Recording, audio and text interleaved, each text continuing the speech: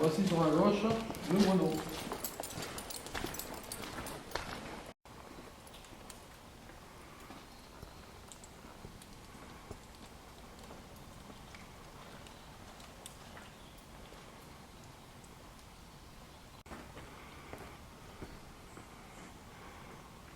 Faisait vraisemblablement 40 quand elle a été construite avec sa toiture. On voit nettement qu'elle est venue s'encastrer sur le logis qui est au-dessus de nous, puisqu'elle cache presque la fenêtre, la magnifique fenêtre qui est là. Et donc elle a été construite postérieurement au logis et on voit la différence de l'appareillage de maçonnerie. Les pierres ne sont pas taillées de la même façon au niveau du mur de logis et au niveau du mur de la grosse tour.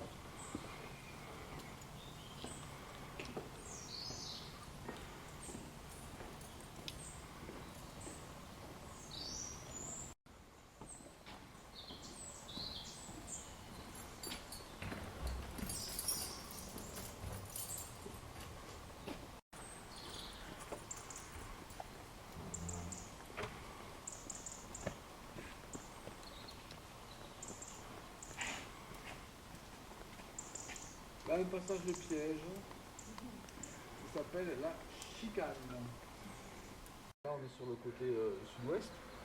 Et tout ça pour être dans le cœur du château, non. Alors, il y avait encore un des 7 ponts-levis dont je vous ai parlé au début, qui était ici, qui fermait l'accès au cœur du château, à la place forte.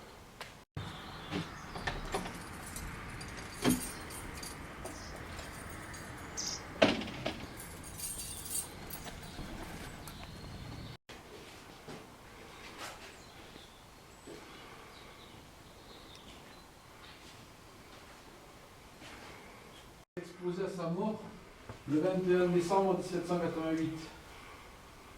Donc c'est la cheminée la plus richement ornée, décorée du château. Et là nous avons un projet de restauration qui nous remettrait un plancher, un plafond de terrasse pour recréer une salle.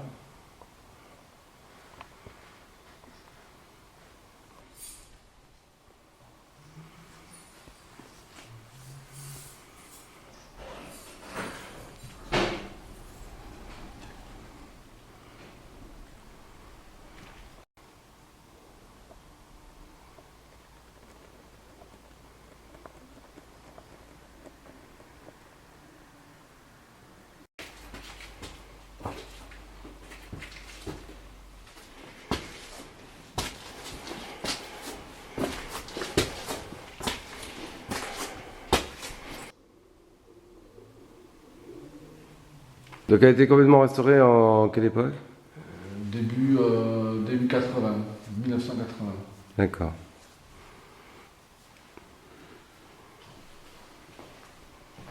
Qu'est-ce qu'il y a en dessous?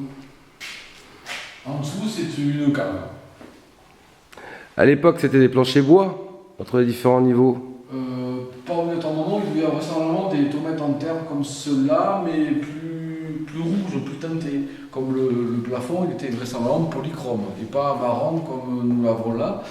De même, les murs étaient vraisemblablement enduits à la chaudrasse.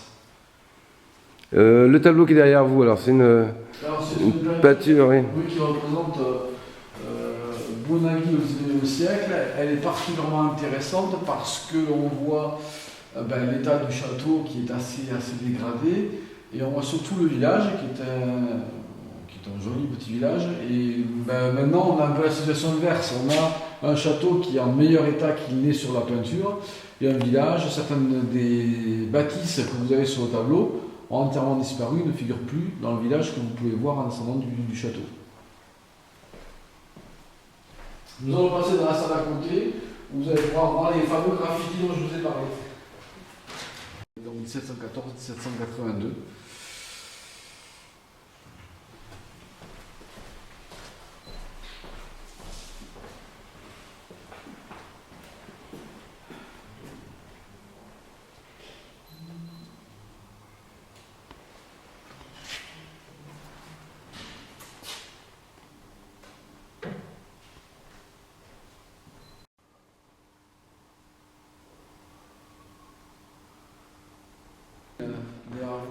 On peut voir le conduit vertical qui permettait d'évacuer tous les excréments vers l'extérieur, conduit qui était donc lavé, comme nous l'avons vu tout à l'heure, par l'eau qui provenait des toitures. Deuxième chose intéressante, ce sont ces 3 vitrines qui contiennent des objets trouvés lors des fouilles archéologiques qui ont eu lieu dans le château entre 1976 et 1979. Donc dans la première, vous avez des éléments de vitrage, de fenêtres, qui nous montrent comment étaient les vitres des fenêtres à cette époque-là. Et dans la partie gauche de la vitrine, vous avez des restes de verre qui nous montrent que le seigneur et sa famille avaient un service de verre d'une rare finesse et magnifique. Les autres vitrines contiennent des éléments de poterie. Alors nous allons plutôt nous arrêter sur celle du milieu.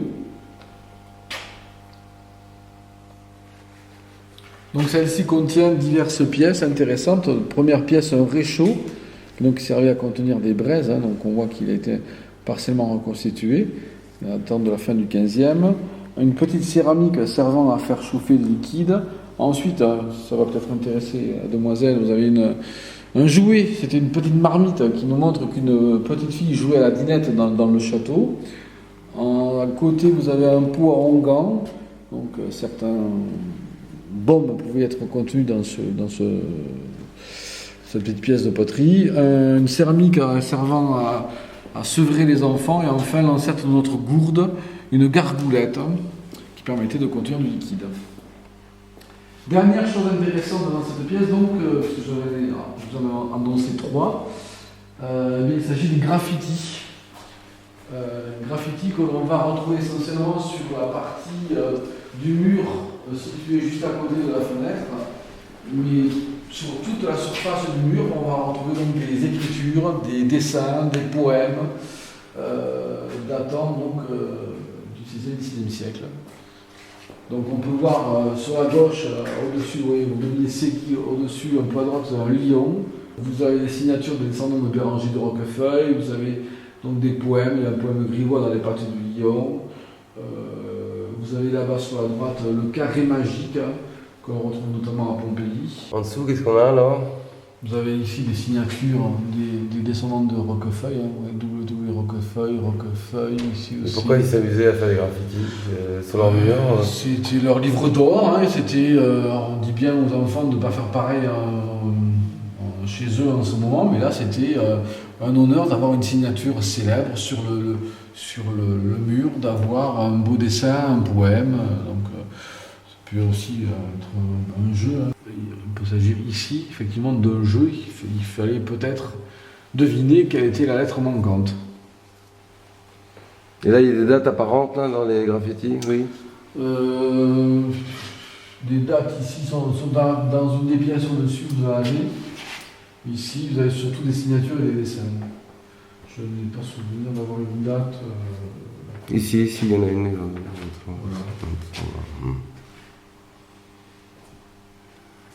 Vous avez dans le prénom Mathieu, vous voyez le prénom Mathieu là? Oui. Dans le U de Mathieu, vous avez une tête de princesse. Je ne sais pas si vous la voyez. Les deux épaules ici, le cou, le menton, la bouche, le nez, les yeux et les cheveux au-dessus. Ah, d'accord. Et vous en avez une autre ici. De tout temps, il a toujours fallu marquer son empreinte. Oui, ouais. Ici, dans la tache brune, vous avez aussi une tête de princesse avec un collier, regardez ici. Là. Ouais. Voilà. Il y avait la cuisine, parce que le seigneur, pendant ses repas dans la salle où nous venions, forcément, il aimait bien manger chaud. Si on avait préparé ses repas dans la cour basse où nous étions tout à l'heure, le temps que ça arrive. Là, donc, c'est à côté du puits, c'est la cuisine. Alors. Ouais.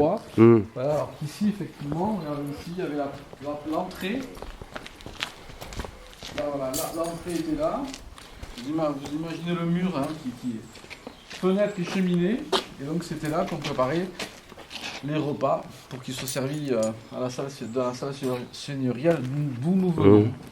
Et donc, ici, voici le puits. 50 mètres de profondeur. Et ici, vous voyez, 2 pas à côté, le petit évier qui envoie l'eau dans la cour basse pour que les domestiques puissent avoir de l'eau à leur disposition. C'est la porte d'entrée du donjon au 13e. Là.